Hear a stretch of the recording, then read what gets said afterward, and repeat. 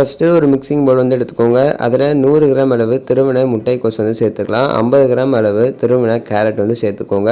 அதுக்கப்புறமா ஒரு 50 கிராம் அளவு பீன்ஸ் இந்த மாதிரி சின்னதாக கட் பண்ணிவிட்டு இதையும் நம்ம இந்த மிக்சிங் பவுலோடு சேர்த்துக்கலாம். ஸோ இது எல்லாத்தையுமே வந்து திருவி தான் வந்து ஆட் பண்ணியிருக்கேன். நீங்கள் கட் பண்ணி கூட வந்து செய்யலாம். ஸோ திருவி ஆட் பண்ணும்போது நம்மளுக்கு பொரிக்கிறதுக்கும் ரொம்பவே வந்து ஈஸியாக இருக்கும்.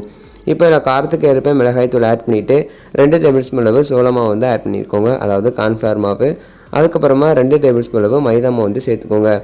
சேர்த்துட்டு தேவையான அளவு உப்பு சேர்த்து நம்ம தண்ணியில் வந்து ஆட் பண்ண போகிறதே கிடையாது. ஸோ சேர்த்து நம்ம நல்லா இந்த மாதிரி மிக்ஸ் பண்ணி நல்லா ஒரு சப்பாத்தி மாவு பழுத்து பார்த்தீங்கன்னா நம்ம வந்து பிசைஞ்சு வந்து எடுத்துக்க போகிறோம். ஸோ ரொம்ப தண்ணியாக இருந்துச்சு அப்படின்னா கொஞ்சமாக வந்துட்டு மைதா மாவு வந்து சேர்த்து மிக்ஸ் பண்ணிக்கோங்க. எனக்கு பார்த்தீங்கன்னா கரெக்டாக இருந்துச்சு. ஸோ இந்த மாதிரி எல்லா உருண்டைங்களும் பார்த்தீங்கன்னா தேய்ச்சி வந்து எடுத்துக்கலாம். பாருங்கள். ஸோ ரொம்ப தண்ணியாக இருக்குது அப்படின்னா கொஞ்சம் கார்ன்ஃப்ளவர் மாவு வந்து சேர்த்து உருளை பிடிச்சிக்கோங்க. ஸோ இப்போ இன்னொரு பேனில் வந்துட்டு ஆயில் வந்து ஹீட் பண்ணியிருக்கேன். ஆயில் வந்து நல்லா வந்து ஹீட் ஆகணும். நல்லா ஹீட் ஆனதுக்கப்புறமா லோ ஃப்ளேமுக்கு மாற்றிட்டு நம்ம இதை மீடியம் ஃப்ளேமில் தான் வச்சு பொரிச்சு எடுக்கணும். ஸோ இது வேகிறதுக்கு பார்த்தீங்க அப்படின்னா ஒரு 5லேருந்து 10 நிமிஷம் வரைக்கும் டைம் எடுக்கும். ஏன்னா இது வந்து நம்ம மீடியம் ஃப்ளேமில் வச்சு வேக வைக்க போகிறோம். ஸோ பார்த்தீங்க அப்படின்னா நல்லா வந்து ஒரு 10 நிமிஷம் போல் ஆகிடுச்சு. நல்லா அதோடைய கலர் நல்லாவே சேஞ்ச் ஆகி வந்திருக்கு பாருங்கள். ஸோ இதேமாதிரி எல்லாத்தையும் பொரிச்சு எடுத்துகிட்டு அதை வந்து ஒரு ஓரமாக வச்சுருங்க. ஸோ இப்போ இன்னொரு பேன் வந்து ஹீட் பண்ணிக்கோங்க. அதில் 2 டேபிள் ஸ்பூன் அளவு ஆயில் வந்து சேர்த்துக்கோங்க. ஆயில் வந்து ஹீட் ஆனதுக்கப்புறமா கொஞ்சமாக சின்னதாக வந்து நறுக்குனா இஞ்சி வந்து சேர்த்துக்கோங்க.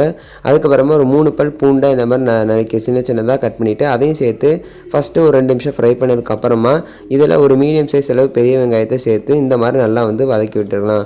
ஸோ இந்த மாதிரி வெங்காயம் நல்லா வதங்கி வந்ததுக்கப்புறமா இதில் ஒரு தக்காளியை ஆட் பண்ணிவிட்டு நல்லா மிக்ஸ் பண்ணி விட்டுக்கோங்க. தக்காளி நம்மளுக்கு நல்லா வந்து மசிஞ்சு வரணும். இப்போ பார்த்தீங்க அப்படின்னா தக்காளி நல்லாவே மசிஞ்சிச்சு.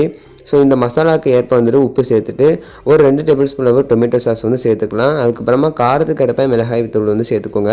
நம்ம ஆல்ரெடி அந்த உருண்டையில் பார்த்தீங்கன்னா மிளகாய் பொடி வந்து சேர்த்துருக்கோம். சொன்னால் ஜஸ்ட்டு ஒரு 1/2 டேபிள் ஸ்பூன் சேர்த்துட்டு நம்ம பொரிச்சு வச்சுருக்க உருண்டைகளை இது கூட வந்து ஆட் பண்ணிடலாம். ஸோ சேர்த்துட்டு நம்ம நல்லா வந்து கலந்து விட்டுக்கோங்க. உங்களுக்கு விருப்பம் இருந்துச்சு அப்படின்னா நீங்கள் சோயா சாஸ் கூட வந்து சேர்த்துக்கலாம். ஸோ அவ்வளோதான் ஃப்ரெண்ட்ஸ், ரொம்பவே சூப்பராக டேஸ்ட்டான நம்மளுடைய வெஜிடபிள் மஞ்சூரியன் வந்து தயாராகிடுச்சு. ஸோ இது வெஜிடபிளே பண்ணியிருக்கனால ரொம்ப வந்து ஹெல்த்தியான ஒரு ரெசிபி.